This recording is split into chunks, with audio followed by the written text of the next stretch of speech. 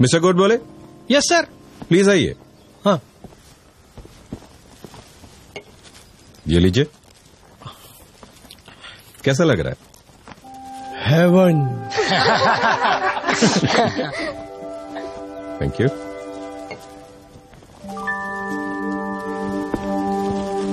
ये छोटा सा सुख था। मिस्टर नचिकेत। Yes sir. आपने मुझसे कहा था कि आपका सपना है कि हमारे ही ऑफिस में काम करने वाली मिस महात्रे से आपका रिश्ता जुड़े। Sir? No, don't get embarrassed. Miss Mhatre भी ऐसा ही चाहती हैं। हाँ? Miss Mhatre please.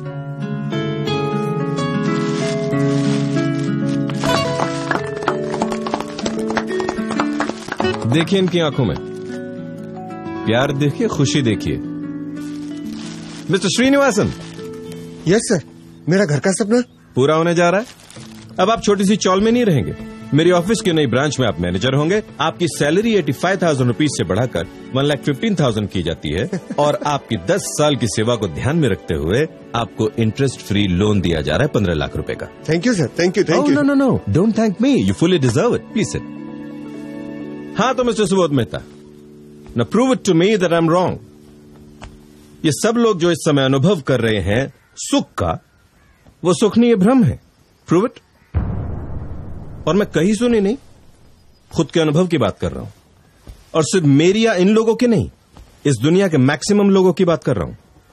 इस सुख को कैसे झुठला सकते हैं आप?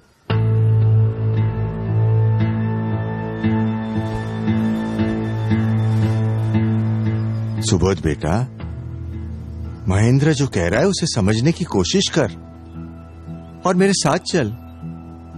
मेरी कंपनी अभी भी तेरा इंतजार कर रही है बेटा।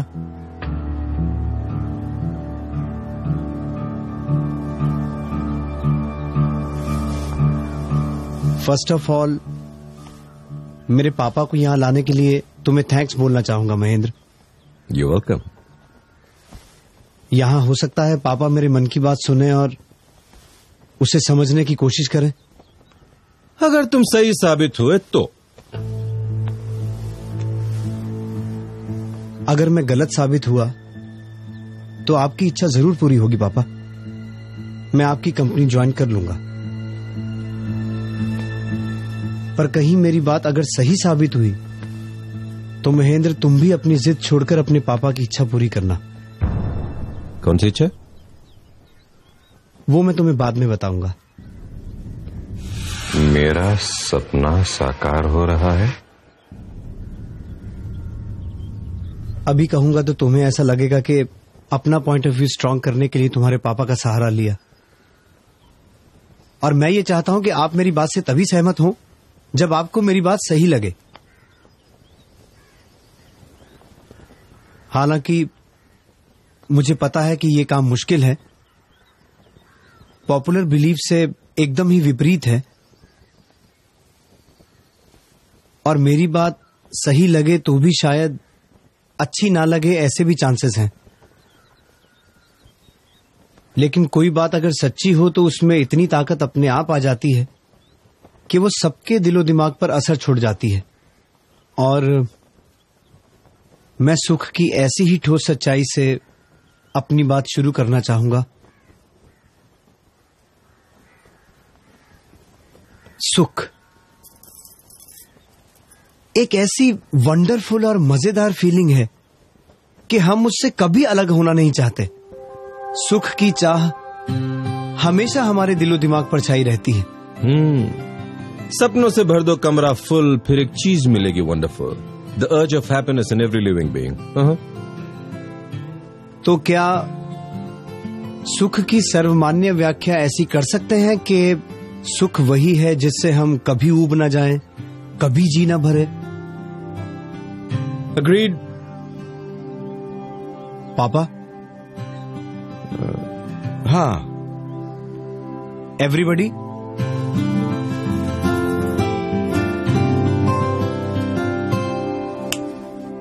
सॉरी सर, सॉरी, वो बस बिगड़ गई, फिर मैं चल कर आया और धूप इतनी तेज थी कि। एक मिनट भाई, आप जरा यहाँ आएंगे?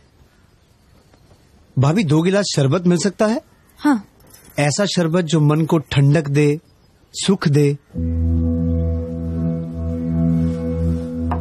अब ये एक शरबत आपके लिए है और एक शरबत आप यहां आएंगे प्लीज। अब ये दोनों एक साथ एक जैसा शरबत पिएंगे प्लीज।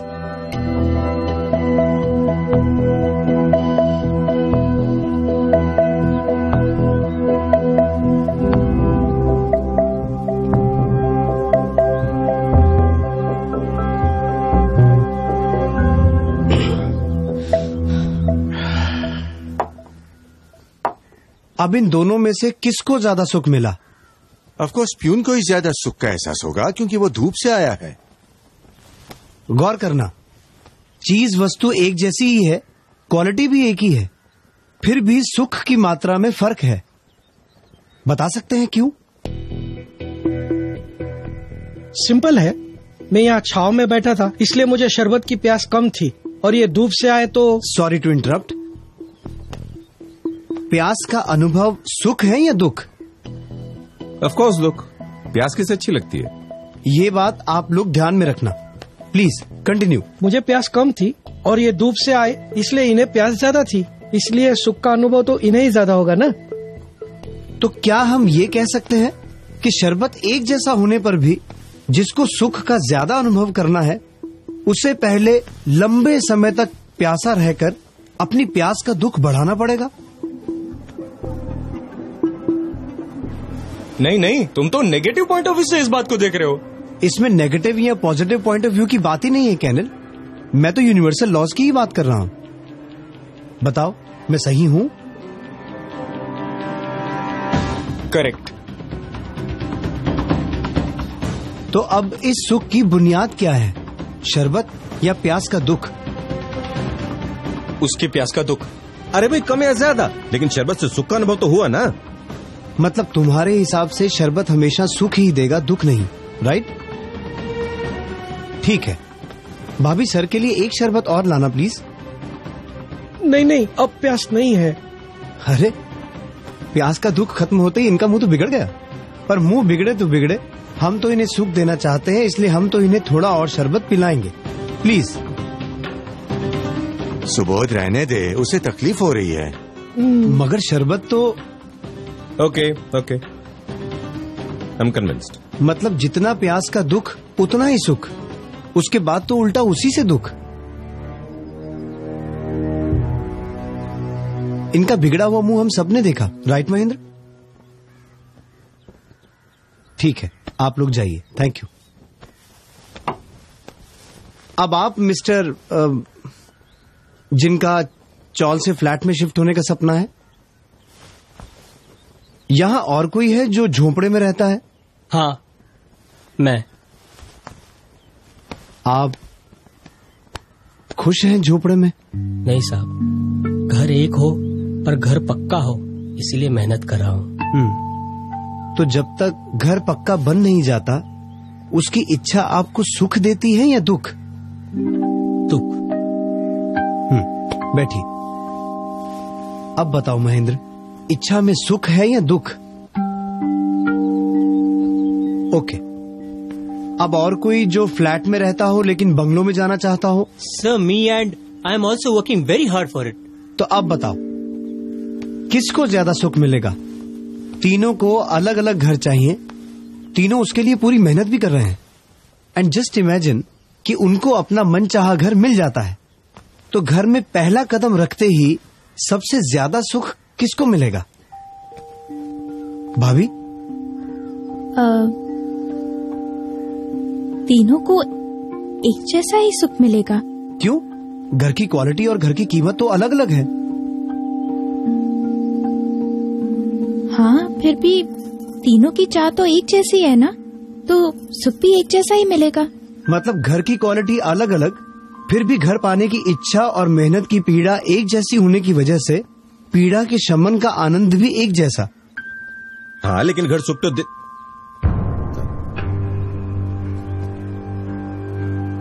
नहीं। Go on, you right. Mahendra, साधनों से सुख मिलता ही नहीं है ऐसा नहीं कह रहा हूँ, लेकिन सारे सुखों की बुनियाद दुख ही है। गौर करना। नाउ मिस्टर आशिक, सॉरी, आपकी पर्सनल लाइफ में मुझे दखल नहीं देना चाहिए, पर क्या ये प्यार वाला अनुभव आपको पहली बार हुआ है? हिचकिचाइए मत। देखिए, रिलेशन में जितनी ऑनेस्टी होगी वो उतना मजबूत बनेगा। बोलिए। जी, इससे पहले मेरा एक अफेयर था। तो क्या उस वक्त भी आपको ऐसी ही फीलिंग हुई थी? हाँ। या फिर इससे भी अच्छी, क्योंकि वो फर्स्ट लव था? शायद, हाँ। सॉरी, थोड़ा और इंटरफेयर कर रहा हूं, लेकिन क्या आपको भी हर प्रेमी की तरह अपनी गर्लफ्रेंड के साथ मिलना, लंबी लंबी बातें करना, साथ घूमना फिरना, साथ रहना अच्छा लगता था? हाँ। और जब ब्रेकअप का समय आया तो एक वक्त ऐसा भी आया होगा कि जिस गर्लफ्रेंड के साथ आपने सुख की कल्पना की थी, अब उसकी प्रेजेंस भी आपको इरिटेट करती हो? मगर वो नहीं, आपके ब्रेकअप के जेन्युइन रीजंस होंगे। आप पर डाउट करके आपकी छवि को बिगाड़ना मेरा उद्देश्य नहीं है। मैं सिर्फ इस बात में सुख कहां से ओरिजिनेट हो रहा है, यही ढूंढने की कोशिश कर रहा हूं। तो वो इरिटेशन वाला स्टेज आया था आपके रिलेशन में? हाँ। Thank you. सॉरी। यानी क्या हम ये कह सकते हैं पापा कि यहाँ व्यक्ति वही, एक्टिविटीज वही, लेकिन मन बदल गया तो उसी व्यक्ति का मिलन अब दुख का कारण बन गया? हाँ। अब एक और उदाहरण देता हूं सुख का। साधन छोटा फिर भी सुख बड़ा। महीने में 3,000 रुपए कमाने वाले मजदूर को 50,000 की लॉटरी लग जाए और महीने में 10 लाख रुपए कमाने वाले आदमी को 1 लाख की लॉटरी लगे, तो कौन ज्यादा खुश होगा? ऑफकोर्स मजदूर, क्योंकि 50,000 रुपए उसके लिए बहुत मायने रखते हैं, जबकि दूसरे आदमी के लिए 1 लाख रुपए इतनी बड़ी रकम नहीं है। करेक्ट। यानी कि गरीब आदमी जो उस 50,000 के लिए खून पसीना बहा रहा था, मेहनत मशक्कत कर रहा था, उसके लिए झुलस रहा था, उसे उतना सुख मिला। लेकिन श्रीमंत आदमी की तड़पन 1 लाख रुपए जितनी छोटी नहीं थी। उस बेचारे को तो शायद 50 लाख रुपए मिलते तब जाकर सुख मिलता। राइट पापा?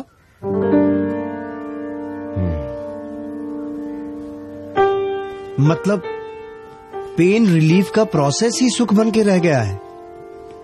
जिस चीज का पेन होगा उसको रिलीव करने में ही उसको सुख मिलेगा।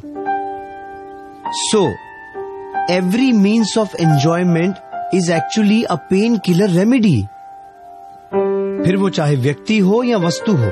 ऐसा करके भी अगर सुख मिलता है तो फिर प्रॉब्लम क्या है?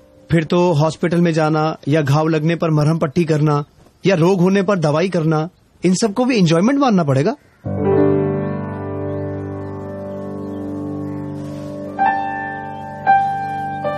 अब एक उदाहरण और देना चाहता हूं जहां व्यक्ति एक है, चीज एक है, पर सुख अलग अलग है। वो सर कहां है जिन्हें रसगुल्ले में हेवन दिखा? Yes sir. लीजिए। हाँ।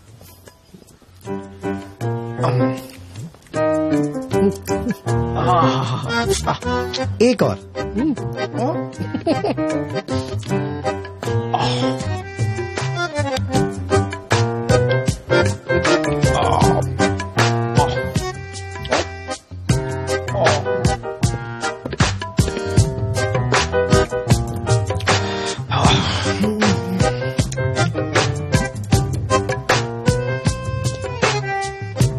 एक और लीजिए। नहीं बस। प्लीज। एक और। नहीं साहब, उल्टी हो जाएगी। श्योर? नहीं चाहिए? नहीं सर। ठीक है, थैंक यू। आप बैठिए। मतलब जैसे जैसे तृष्णा का दुख घटता गया, सुख भी घटता गया, और जैसे ही तृष्णा का दुख गायब, सुख भी गायब, उल्टा दुखदायक बन गया। इससे प्रूव होता है कि सारे भौतिक सुख वस्तु आधारित या व्यक्ति आधारित नहीं, बल्कि दुख आधारित होते हैं। अगर भौतिक सुखों को पाना है तो पहले दुखों को जमा करना पड़ता है, प्यास और तृष्णाओं में झुलसना पड़ता है, तब कहीं जाकर उस दुख को हल्का करने का प्रोसेस एंजॉयमेंट बन पाएगा। अब बताइए, ऐसे भ्रामक सुखों के पीछे दौड़ते दौड़ते क्यों अपना सारा जीवन यूं ही गवा देना? नहीं, यूं ही कैसे? जो लोग सक्सेसफुल होते हैं, मेहनत, बुद्धि और लगन से सक्सेस हासिल करते हैं, उनके जीवन को यूं ही गवा देना कैसे कह सकते हैं? ठीक है, एक नजर ऐसे सक्सेसफुल लोगों की जिंदगी पर भी डाल लेते हैं। होता यह है कि बचपन में खिलौनों में सुख दिखता है, थोड़ी समझ आते ही दुनिया को नए नजरिए से देखने लगते हैं। तब खिलौने छोड़कर यार दोस्त, होटल, सिनेमा, प्यार, मोहब्बत, इन सब में ही दुनिया भर का सच्चा सुख है ऐसा मानने लगते हैं। पर मैच्योरिटी आते ही सेफ एंड सिक्योर भविष्य में सुख नजर आने लगता है। फिर डिग्री, नौकरी, बिजनेस, बीवी बच्चे, परिवार, ये सब जमाने में ही सही सुख लगता है। ये सब मिलता है तो अगली स्टेज में best in business and best in society बनने की कोशिश रहती है। और जैसे तैसे मेहनत, मशक्कत, टेंशन, रिजेक्शन, एडजस्टमेंट, ये सब करते करते सब पा भी लें तो तब तक उम्र निकल जाती है, शरीर लड़खड़ाने लगता है। तब परिवार से सच्चा सुख मिलेगा ये सोचते हैं, पर तब तक तो उनकी अपनी सुख पाने की यात्रा शुरू हो चुकी होती है। उसमें चाहते हुए भी वो आपको कितना समय दे पाएंगे? अब बताओ महेंद्र, इस पूरी जीवन यात्रा में कहीं भी किसी भी वस्तु या व्यक्ति की वजह से कहीं भी ऐसा सुख मिलता है जिससे हम कभी ऊब ना जाएं, जिससे कभी जी ना भरे? ऐसा सुख मिलता है?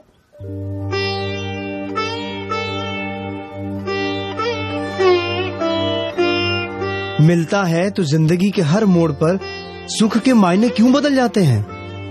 क्यों उम्र बढ़ते ही इच्छाएं बढ़ती जाती हैं? प्रॉब्लम यह है कि हम सुख की भ्रमणा से प्रेरित होकर दौड़ते ही रहते हैं और अंत में अनंत इच्छाओं से पैदा हुए दुख के ढेर पर सुख का इंतजार करते बैठे रहते हैं।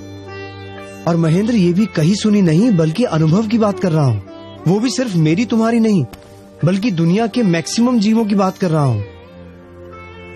आप ही बताइए पापा, इसमें कहाँ है सुख? आपकी कंपनी में मिलेगा मुझे सच्चा सुख?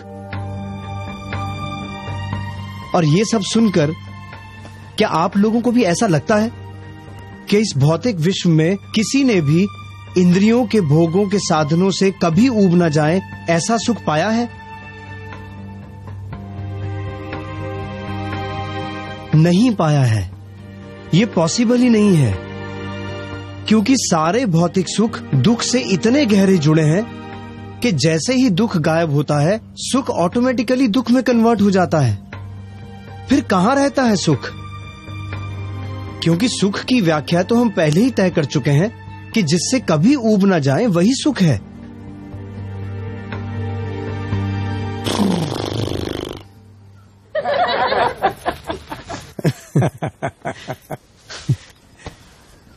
आई नो बाबू भाई, तकलीफ होती है।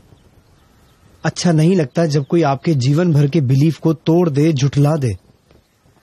पर सच को नजरअंदाज करोगे तो बेवकूफी होगी।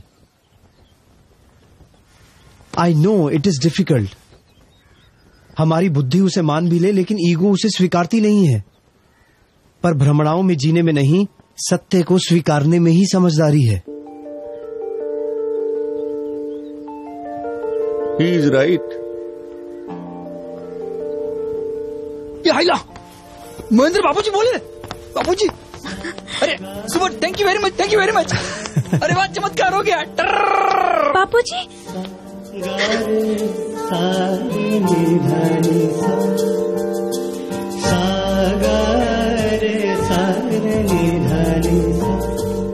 मान जाओ बेटा, वरना मेरी जैसी हालत होगी। ये देखो भाई, आपका नाम भूल गया हूँ, आपकी बातें याद है। हमारे बीच हुई बहस की एक एक बात याद है।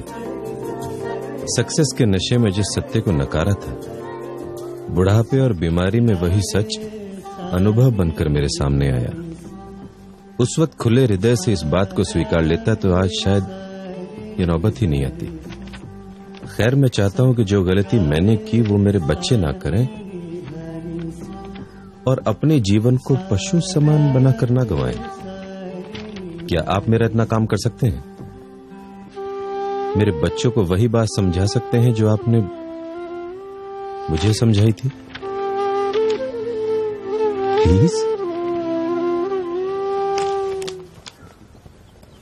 कुछ साल पहले इंसिडेंटली हमारी मुलाकात हुई थी। तब आपके पापा ने भी मेरी बात मानने से इनकार कर दिया था। ईगो। पर जैसे जैसे वक्त बीतता गया मुझे लगने लगा कि मैं दुखों के ढेर पर बैठकर सुख का इंतजार कर रहा हूं मैं। और वो ये नहीं चाहते थे कि आप सबकी दशा भी ऐसी ही हो, इसलिए उन्होंने मुझे यहां बुलाया।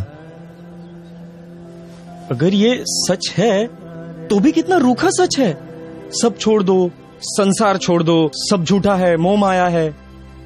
तो क्या सच है? सुख कहाँ है? I mean, करना क्या है?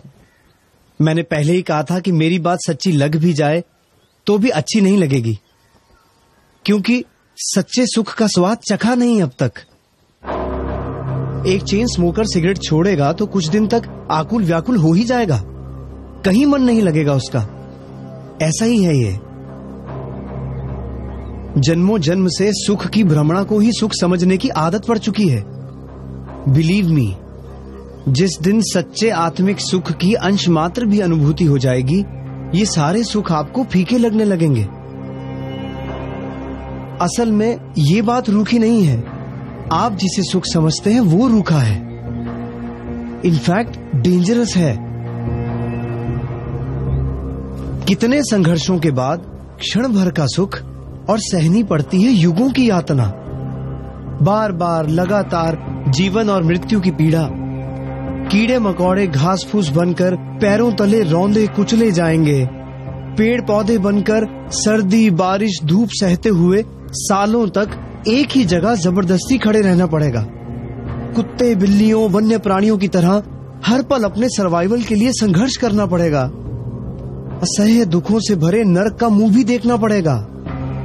सारी की सारी योनियों में बार बार लगातार जीवन और मृत्यु की पीड़ा हो, क्या ऐसा सुख डेंजरस नहीं है? अरे वास्तव में तो यहां दुखों को छोड़ने की बात है, सब कुछ छोड़ने की नहीं। ईर्ष्या को छोड़ना है, मैत्री को पाना है। क्रोध छोड़ना है, क्षमा को पाना है। भय चिंता छोड़कर स्वस्थता और निर्भीकता को पाना है, क्योंकि सचमुच में तो यही सब अंदर के दुख हैं। लेकिन इन सब सुनहरी बातों से अंत में क्या पाना है? आनंदमय जीवन को ही पाना है। धर्म शास्त्रों के सहारे जीवन दिशा को ढूंढें तो आत्मा के गुणों का ऐश्वर्य, परम तृप्ति और निर्दोष आनंद की ओर यात्रा शुरू हो जाएगी। कैसा हो अगर सुख किसी वस्तु या व्यक्ति पर आधारित ना हो, अपना हो, अपने अंतर से उभरता हो। कैसा हो अगर सुख किसी काम, क्रोध, अहंकार और अपेक्षाओं की भ्रमणाओं के आधार पर ना हो। सच्चा हो, सहज हो, बिना किसी प्रयत्न के हो। कैसा हो कि सच्चा सुख क्षणिक ना होकर सतत हो, निरंतर हो। ऐसा सुख मिले जिससे कभी ऊब ना जाओ। रसगुल्ला हो या राज संपत्ति, आदमी उससे ऊब ही जाता है, फिर आगे किसी और चीज में सुख ढूंढने की कोशिश करता है। लेकिन हमारी आत्मा में ऐसा सुख हो जिससे कभी जी न भरे, जहां कोई शंका कुशंका द्विधा नहीं, पर कंप्लीट क्लैरिटी है। जहां कोई डर भय चिंता नहीं, बल्कि आत्मा की निर्भय स्थिति है। और क्या कहूं ऐसे सुख के बारे में जिससे आपको ये सुख रूखा न लगे। ऐसा सुख सचमुच में होता है? I mean, हम इसे पा सकते हैं? हाँ, 100% होता है। आपको क्या लगता है, शास्त्रों की अनेक शाखाओं के पारगामी हमारे ऋषि मुनि सालों तक तपस्या क्यों करते थे? अपने शरीर को पीड़ा देकर भी जंगलों में, पर्वतों की गुफाओं में ध्यान मग्न क्यों रहते थे? पागल थोड़ी थे कि घर बार संसार छोड़कर यूं ही चले गए। वो तपस्या कर रहे थे संपूर्ण सुख पाने के लिए, मोक्ष का सुख पाने के लिए। और इन सुखों को प्राप्त करने से आपको भी कोई नहीं रोक सकता। जरूरत है साधना की, क्योंकि अभी अगर पुरुषार्थ नहीं करोगे तो उम्र के आखिरी पड़ाव में कीमती मनुष्य भव यूं ही व्यर्थ गवा देने की निराशा का सामना करना पड़ेगा। और मनुष्य भव के अलावा बाकी किसी भव में ज्ञान पाने की संभावना रेयर या नहीवत है।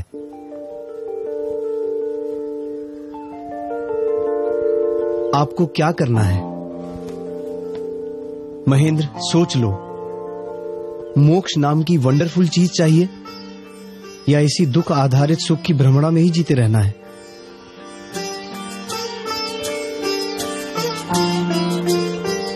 तय आपको करना है। मैं क्या कहूं? अब कुछ कहने को छोड़ा ही कहां है आपने। ऑब्वियसली सॉरी बोलना तो बनता ही है। सो आई एम सॉरी।